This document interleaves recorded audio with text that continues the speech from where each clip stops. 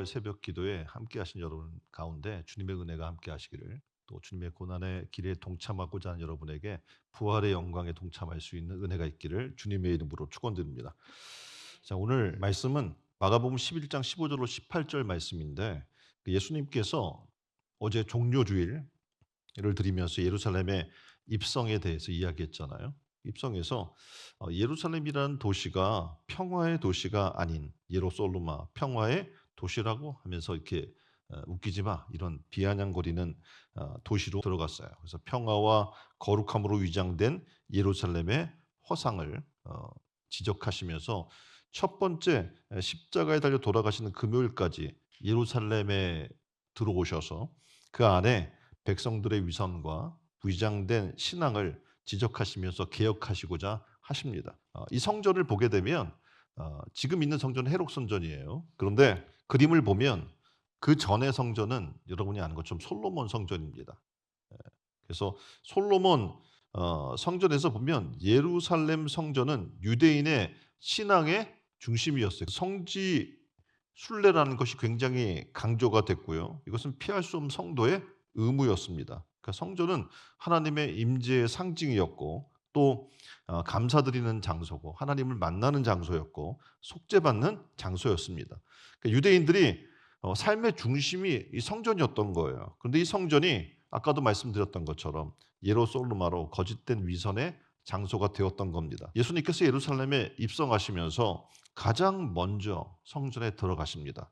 그리고 하신 일이 거룩한 예루살렘 성전을 정결케 하신 일부터 이제 이 고난 주간의 일들이 시작이 되는 겁니다. 들어오셨어요. 성전 안에 어떤 일이 일어나고 있습니까?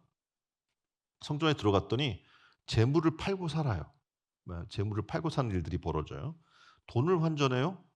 그리고 그 가운데에 사람들에게 폭리를 취하는 교회를 만나게 됩니다.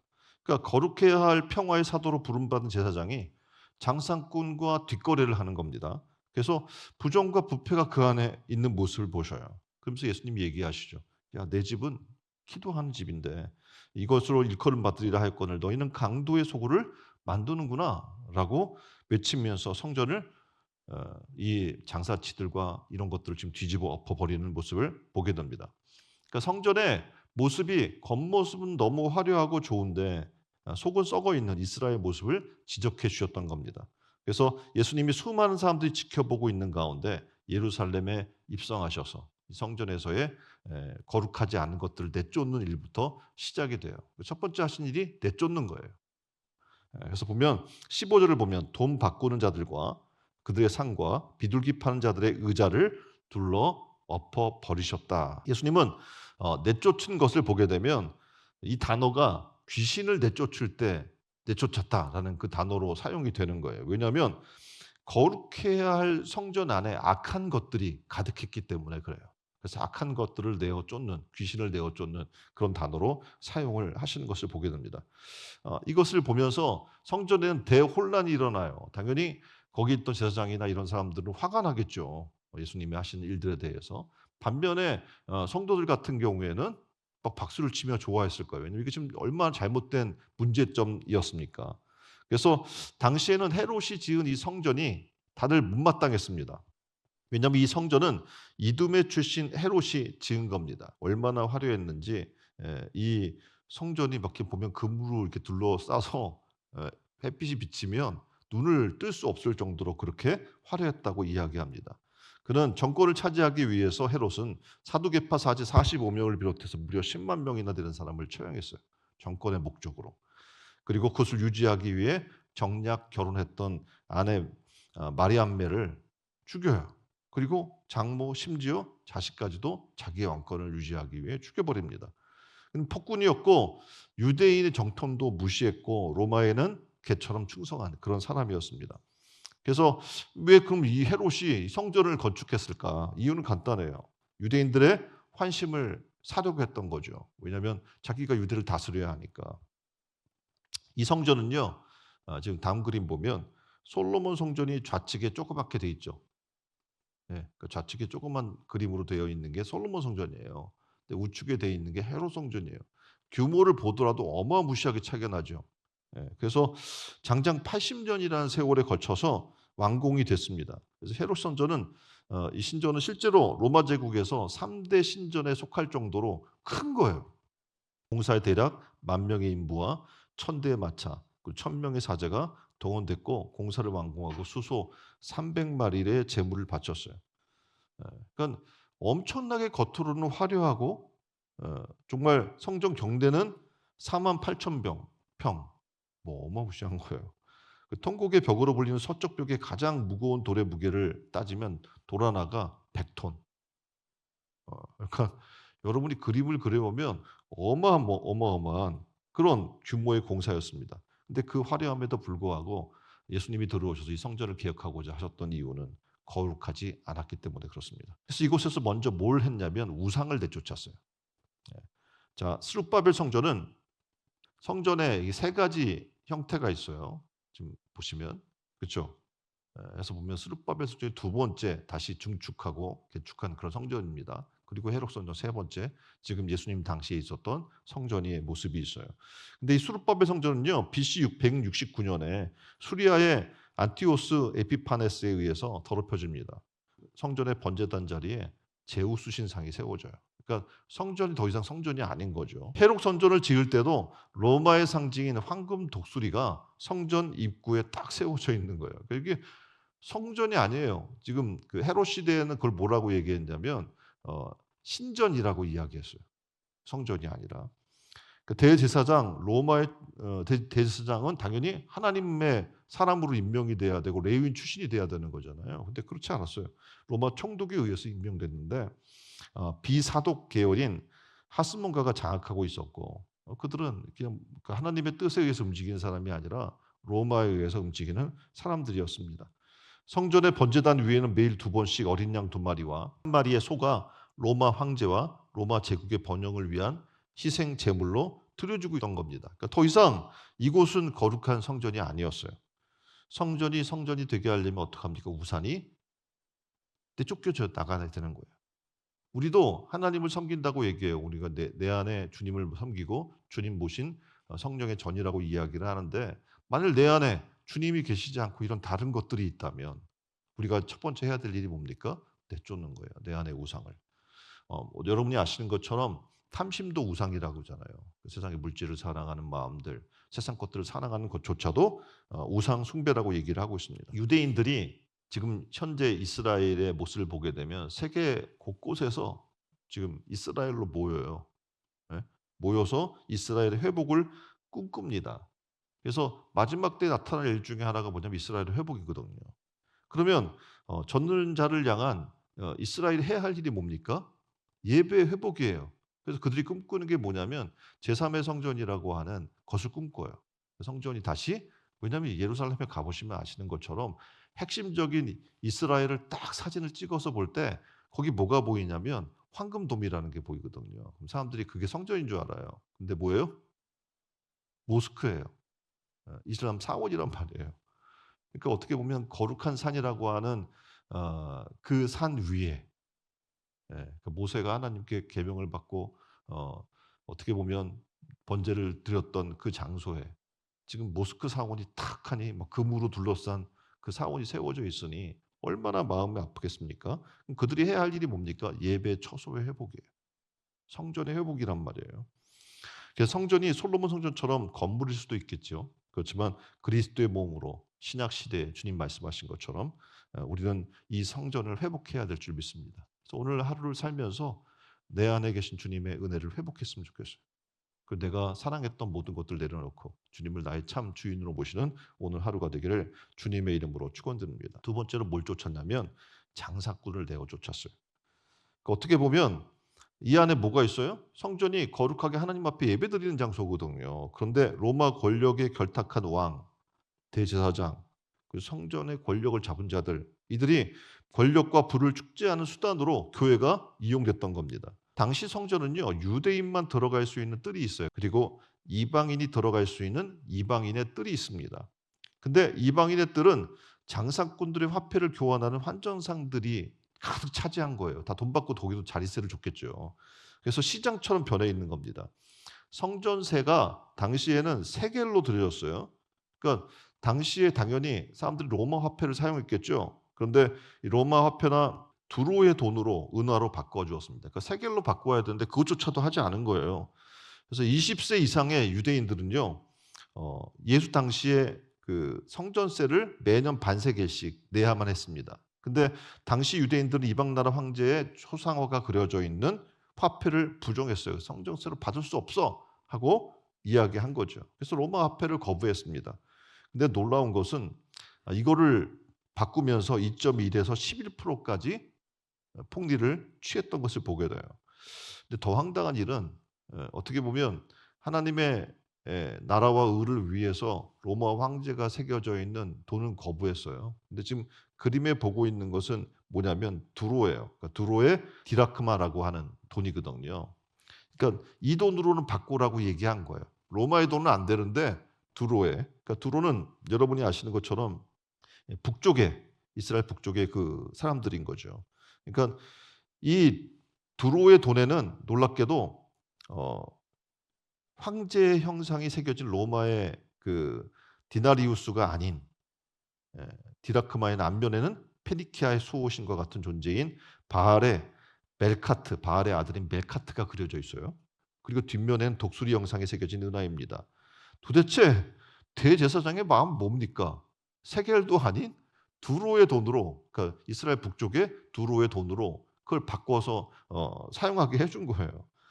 그러니까 어떻게 보면 로마의 돈은 당연히 압제받고 있으니까 그 돈은 싫은 거예요. 그 사람들의 반란이 일어났어요. 세금 문제로 인해서 주 6년 갈릴리 유다에 조세 저항 운동이 일어났었거든요. 그러니까 그건 할 수가 없어요. 그러니 두로의 돈이면, 왜냐하면 거기에 금, 은 6g을 동일하게 함유하고 있었기 때문에 그걸로 성정세를 받기로 대제사장이 합의를 본 겁니다.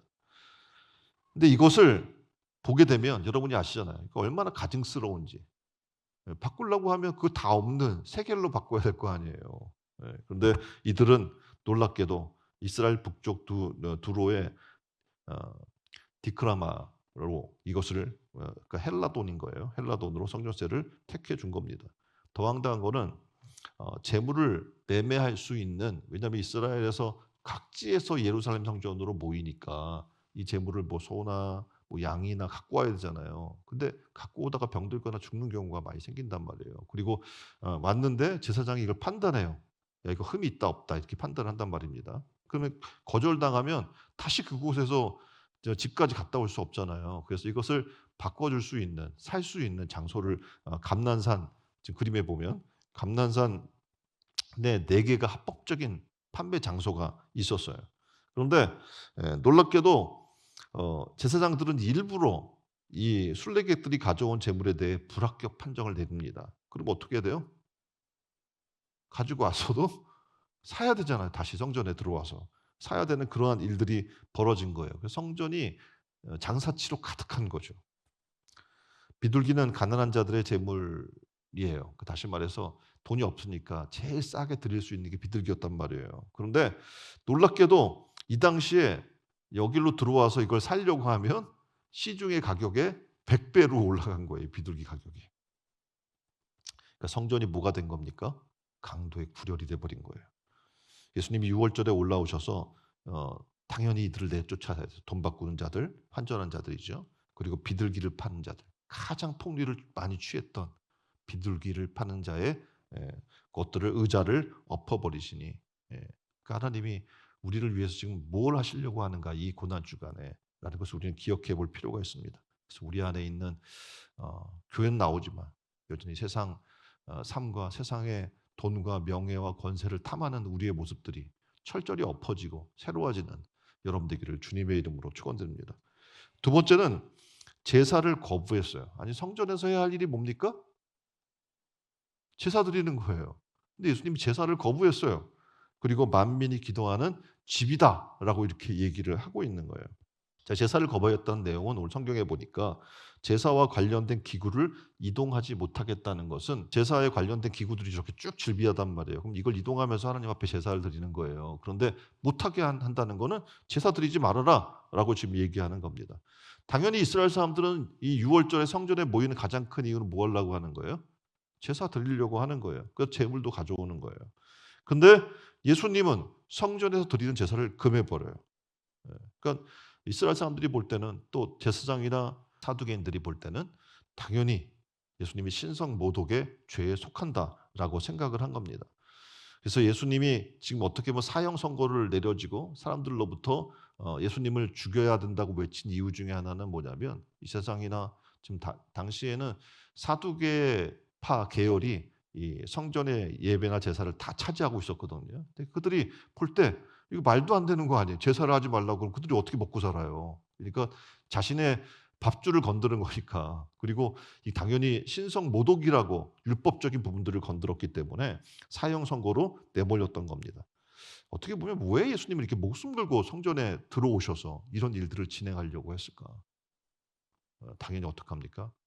성전이 성전 되게 하고 하나님의 임재가 있게 하고 하나님을 만나고 하나님 앞에 온전한 예배가 드려지고 하나님 앞에 우리의 전부가 하나님이 원하시는 거룩한 산제사로 드려지기를 원했던 겁니다. 그래서 17절에 그 구체적인 이유를 이렇게 얘기해요. 내 집은 만민이 기도하는 집이라. 너희는 이 만민이 기도하는 집을 강도의 구렬로 만들었다라고 얘기를 하시는 겁니다. 이 말씀은 이사야 56장 7절에 근거하는데 내가 그를 나의 성산으로 인도하여 기도하는 내 집에서 그들을 기쁘게 할 것이라. 그들의 번제와 이상은 나의 단에서 기꺼이 받게 되리니 내 집은 만민이 기도하는 집이라 일컬음을 받게 될 것이다. 그러니까 유대인들은요. 만민이라고 지금 하는 성경의 얘기는 뭐냐면 유대인들은 자기만 예배드리죠. 아까 이야기했잖아요. 이방인의 뜰을 따로 구분시켜서 거기 니는 예배도 하는 대상이 못 돼. 거기서 거기를 못 받는 거예요. 장사치에 소굴로 만들어 준 거예요.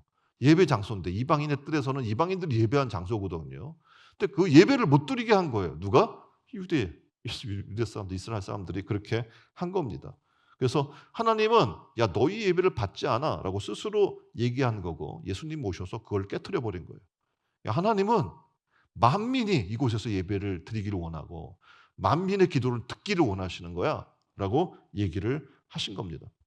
그래서 어떻게 보면 예레미야 7장 13절에 이 집이 너희 눈에는 도적의 구열로 보이느냐라고 예레미야 선지자는 위선에 사로잡힌 예배자들을 향해서 이렇게 얘기했던 것들을 우리는 보게 됩니다. 어떻게 보면 당시에 성전이 소수 의인 행사하는 유대인들의 제사의 장으로 바뀐 겁니다. 근데 주님은 뭐라고 이야기하냐면 이곳에 죄인들도 와서 하나님 앞에 기도할 수 있고 회개하고 하나님 앞에 예배하는 그런 장소이다라는 것을 얘기해 줘요. 우리의 성전은 누구의 집이 아니에요. 성전은 뭡니까? 하나님의 집입니다. 그리고 죄인인 우리가 하나님 앞에 와서 기도하는 장소이고 하나님이 죄인을 만나는 장소이며 죄인들이 용서받고 하나님 앞에 함께 하심을 하나님의 임재를 체험하는 장소인 줄 믿습니다. 그래서 이것이 회복되는 이 고난 주간이 되기를 주님의 이름으로 축원드립니다. 세 번째는 이스라엘은 분리를 원했어요. 아까 이야기했잖아요. 그 사람들하고도 분리하고 이방인들하고도 분리하고. 근데 하나님이 원하시는 건 구별이에요. 그래서 유대인에게서 가장 중요한 가치는 말로는 거룩이에요. 거룩이란 단어 안에는 정결, 성결이라고 하는 단어가 포함이 되어 있습니다. 근데 거룩을 실현하기 위해서 이들은 분리라는 것을 한 거예요. 그러니까 다시 말해서 거룩한 가치 기준으로 시간을 분리하고 공간을 분리하고 사람을 분리하고 이런 사물을 분리하는 일들을 했어요. 미시나라고 하는 책에 보면 뭐라고 기록하냐면 성소는 거룩하다. 그 지성소는 더 거룩하다. 그래서 거룩한 장소와 그렇지 않은 장소들을 계속 구분했어요. 그래서 그렇게 거룩하다고 생각했던 존재들이 그곳을 강도의 구렬로 장사치의 소굴로 만들면 돼야 안 돼요. 근데 그렇게 했던 거예요, 그들이. 사람도 구분했어요. 등급을 나눠서 제사장, 레위인, 완전한 이스라엘 사람, 순수한 혈통을 지닌 사람, 개종자, 해방된 노예 순위를 정해놓고 거룩을 이야기했고 이방인은 야, 너희는 예배드릴 대상도 아니고 하나님 받지도 않고 너희는 지옥의 땔감 정도야 이렇게 차별을 했던 거죠. 시간도 음식도 구분했습니다. 여러분이 알고 있는 코슈어라는 게 있죠. 유대교 율법에 인정받은 음식들이에요. 지금도 이스라엘에 가면 코슈어 음식 우리나라에도 들어와 있어요. 구별되어 있는 음식들이. 그래서 무려 229개에 달하는 음식에 관한 정결법이 있고요. 그리고 39개에 달하는 안식일 금지, 음식에 대한 안식일 금지가 있고요. 이렇게 거룩을 강조하는 사람들이 놀랍게도 거룩해야 할 성소를 더럽혔던 모습들을 우리는 만나게 되는 겁니다. 어떻게 보면 그들이 생각했던 더럽혀지는 것, 부정한 것, 이런 것들과 하나님이 생각하고 있는 거룩함에는 차이가 있었던 거예요. 그러니까 유대인들은 나병이 걸린 것 부정 탄다고 가까이 오지도 못하게 한 거잖아요. 어제도 영화를 보면 어떡합니까? 나병 환자가 막 돌 던지고 "여기 왜 오냐."고 추방하고 막 죽여버린단 말이에요, 보이면. 그랬던 거예요. 피가 흘리는 것도 부정하다고 얘기했어요. 피부에 병이 걸리면 부정하다고 얘기했어요. 공동체에서 격리시키고 접촉을 금했습니다. 근데 예수님은 부정하다고 그들이 생각했던 소경, 안진뱅이, 귀머거리, 혈루병 앓은 자, 나병 환자에게도 가셨어요. 그리고 손을 대고 고쳐 주십니다. 부정하다고 생각하는, 그러니까 죽으면 되게 부정하거든요. 관을 손을 대면 안 돼요. 근데 관에 손을 대고 또 죽어 있던 청년의 손을 대고 그를 살려 주십니다. 귀신이 나타나는 거라사에 귀신 들린 자를 치료해 주셔요. 수로보니게 여인, 어떻게 보면 세상에서 버림받은 여인인 거죠. 근데 그 여인에게 다가가서 놀랍게도 구원을 주십니다. 백부장의 시다, 여인들, 아이들, 성경은 다 그들을, 성경은 얘기하지 않는데 그들의 율법은 어떻게 해요? 이들을 다 부정하고 사람 취급하지 않는 대상으로 그들은 만들어 준 겁니다. 근데 예수님은 죄인과 같이 음식을 드셨고, 그리고 내가 의인을 부르러 온 것이 아니고 죄인을 부르러 왔다라고 말씀합니다. 오늘 이 성전은 거룩한 곳입니다. 근데 이게 누구만을 위한 거룩한 장소가 아니라 어떻게 해요? 만민이 와서 하나님 앞에 예배하고 기도하고 그리고 거룩해지고 용서받고 치유되는 곳이 되어야 될 줄 믿습니다. 이단의 특징은 뭐냐면 계급화하는 거예요. 그래서 여러분이 알잖아요. 여호와 증인이나 또 뭐 신천지나 뭐 이런 데 하면 숫자를 제한해요. 뭐 14만 4천. 그 안에 들면은 구원받고 나머지는 다 버림받는 거예요.